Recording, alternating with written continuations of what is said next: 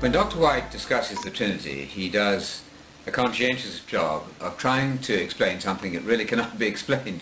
Once you say that the Father is Yahweh, and you go on to say that Jesus is Yahweh, you're talking about two Yahwehs.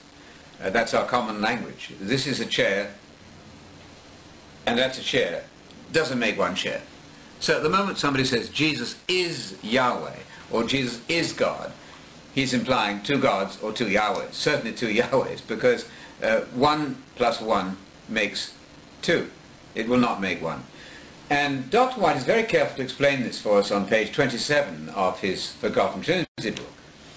He says we must not muddle up the X's and the Y's, the who's and the what's. We can say 3 who's is equal to 1 y, but we must not say 3 x's is equal to 1 x. However, since the Trinity itself is a contradictory principle, a contradictory theory, he is unable to avoid his own trap when we get to page 132 in the very same book. And I recommend this book if you want to try to understand how some Christians work out a Trinitarian dogma. This is a very thorough discussion. But on page 132, he's talking to Jehovah's Witnesses and explaining how he deals with them. And he says this: I assume that you would agree with me, he says to a Jehovah's Witness, there's only one true God, Yahweh.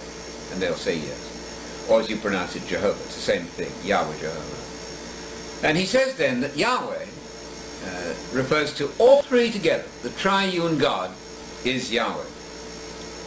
Then he says, we can agree, I assume, that the Father is identified as Yahweh, Jehovah. But I believe the Bible identifies Jesus as Yahweh as well.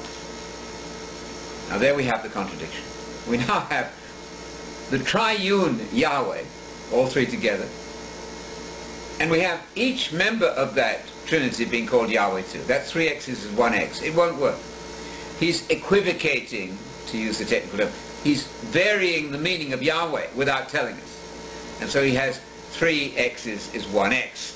Unless he's going to turn around and say Yahweh means this when I say an x, and Yahweh means something else when I mean a y. But he'll have to unpack all of that for us to make himself clear. Otherwise, this is sheer contradiction.